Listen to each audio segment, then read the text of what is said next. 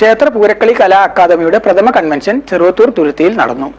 കണ്ണൂർ, കാസർഗോഡ് ജില്ലകളിലെ 400ഓളം പ്രതിനിധികളും സ്ഥാനികരും പൂരക്കളി, മറത്തുക്കളി രംഗത്തെ പ്രമുഖരും കൺവെൻഷനിൽ പങ്കെടുത്തു.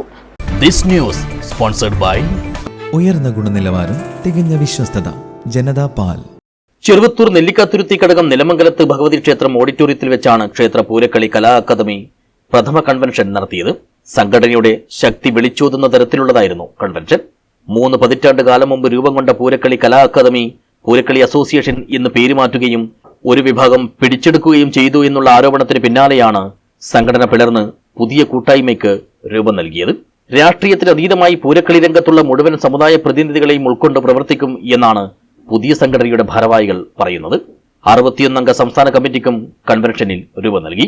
ഞാൻ പറഞ്ഞു തരുന്നത്, നമ്മളെ ഓരോ കലാകാരന്മാരും പ്രത്യേകിച്ച് പൂരക്കളി രംഗത്ത്, മറത്തുകളി രംഗത്ത് ഇത്രയും വിദുഷികളായ, ഞാൻ ചില മറത്തുകളി ആചാര്യന്മാരൊക്കെ കാണുമ്പോൾ അവരൊക്കെ നമ്മൾ അറിയാതെ തന്നെ നമ്മൾ അവരോട് കൈകൂപ്പി പോകും. കാരണം അത്രക്കും ഈ സംസ്കൃതത്തിലെ വലിയ വലിയ സംസ്കൃതത്തിന്റെ നമുക്കൊക്കെ ഗ്രഹിക്കാവുന്നതിന്റെ അപ്പുറത്തുള്ള സംസ്കൃതം വളരെ ലാഘവത്തോടുകൂടി കൈകാര്യം ചെയ്യാൻ പറ്റുന്ന അറിവിന്റെ നിറകുടങ്ങളാണ് ഓരോ മറത്തുകളി ആചാര്യന്മാർ.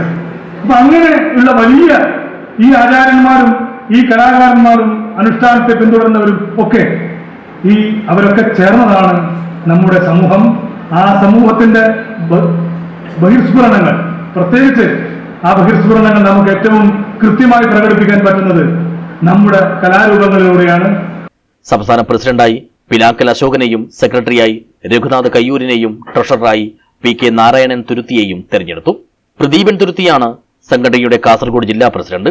എം വി സുരേന്ദ്രൻ പിലിക്കോട് ജില്ലാ സെക്രട്ടറിയും രാജേഷ് കൊയോങ്കര ജില്ലാ ട്രഷററുമാണ്. യു കെ രമേശൻ കണ്ടോത്താണ് കണ്ണൂർ ജില്ലാ പ്രസിഡന്റ്. സെക്രട്ടറി എം രാഘവൻ വള്ളൂരും ട്രഷറർ ശിവദാസൻ കീഴറയും.